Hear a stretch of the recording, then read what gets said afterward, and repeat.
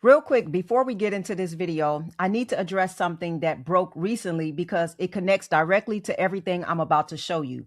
Coinbase, the largest crypto exchange in the United States, just told Senate offices this week that they cannot support the latest version of the Clarity Act. This is the second time they've done this. The first time was in January when their CEO, Brian Armstrong, single-handedly caused the Senate Banking Committee to postpone a scheduled vote.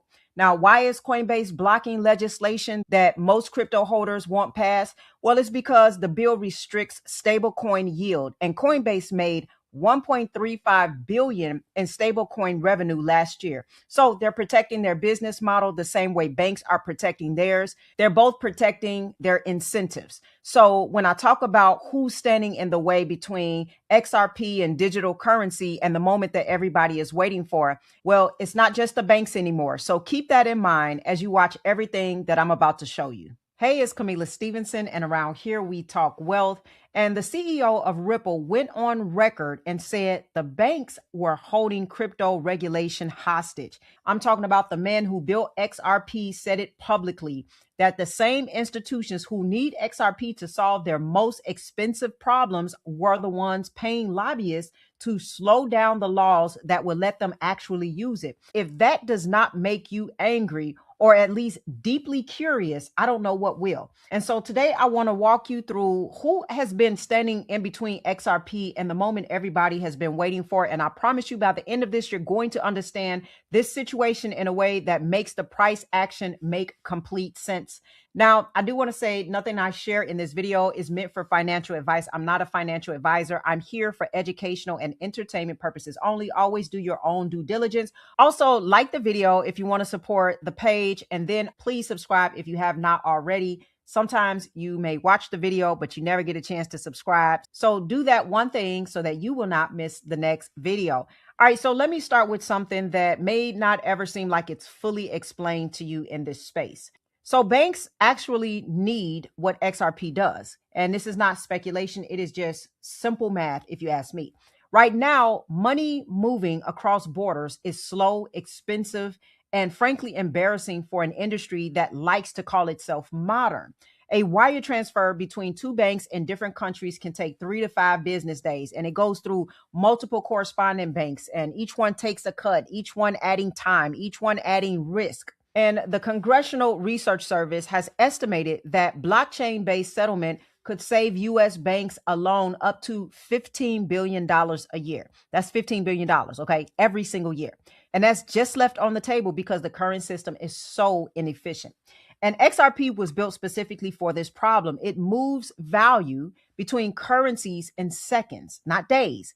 And it does not need a chain of middlemen. It settles directly, and it works 24 hours a day, 7 days a week, which matters enormously right now when a war is in the Middle East and is disrupting payment corridors, and banks in Japan, South Korea, and India are scrambling to settle energy trades through a system that was never built for this kind of pressure. So if XRP solves a $15 billion problem, why are the banks fighting it? Well, because here's the part that they will not advertise. The inefficiency is the product, okay? So every extra day a wire takes, every correspondent bank in the chain, every fee charged for a currency conversion, that is revenue. So that is their business model. The friction is not an accident, it's a feature. And the big banks that sit on top of the chain, they collect on every single transaction that flows through them every day forever. So when a technology comes along that removes the friction, removes the middleman, removes the need to pay your competitor just to move money, the people who profit from that system do not say thank you. They call their lobbyists. And again, I'm talking XRP, but you guys know that I'm talking about the Clarity Act, okay? So now you understand the why. Let me show you the how, okay? Because when powerful institutions want to slow something down without looking like the villain, they do not come out and just say, we don't want to do this. They are much more sophisticated than that. So here's the playbook. And once you see it, you're going to recognize it everywhere. Step 1 is fund the delay. So banks and their lobbyists, they pour money into Washington to make sure the rules stay complicated, vague, and slow to develop. The Digital Asset Market Clarity Act, the bill that would give XRP and other digital assets clear legal status and open the floodgates for banks to officially use them, passed the House with 294 votes to 134. That is not close. That is a landslide. Okay. And yet it's sitting in the Senate stalled while lobbyists argue over details. Now, Brad Garlinghouse came out and said publicly that the White House has sent what he described as an extremely pointed message to the banks dragging their feet. He put the probability of the bill passing before the end of April at 90%, which means the pressure is real, the end is coming, but they are buying every day that they can. Now, step 2 is control the narrative. You fund studies about how crypto is dangerous. You plant stories about money laundering and speculation and volatility. You make sure that every time someone in Congress mentions crypto, someone nearby whispers, but what about the risk? This is not about protecting consumers. It's about protecting market share. Meanwhile, behind closed doors, those same banks are quietly experimenting. BNY Mellon is already custodying Ripple's stablecoin RLUSD. Fidelity is leaning in. JP Morgan runs its own internal blockchain settlement called Onyx. They are not against the technology. They are against losing control of who gets to use it at what price. Now, step 3 is co-opt rather than compete.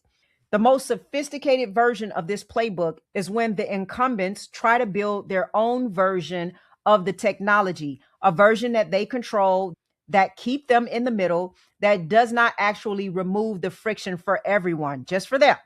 And this is the tension that Ripple's CTO, David Schwartz, has talked about openly. Banks love the rails. They are slower to embrace the open liquidity asset that sits on those rails because an open asset means anyone can use it, anyone can move value on it without asking permission and without paying rent.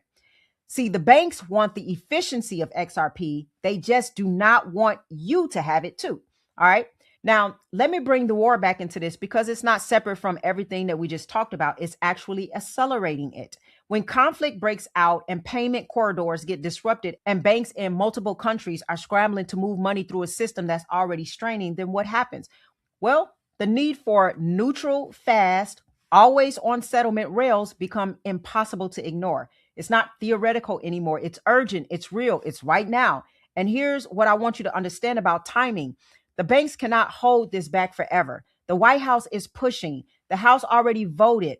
Brad Garlinghouse says 90% probability by April. The institutional money is already flowing in, 1.2 billion in XRP ETFs this year alone, even as the price dropped. BNY Mellon, Fidelity, Franklin Templeton, they are already positioned. The question is not whether this happens. The question is whether you are going to be in a position when it does.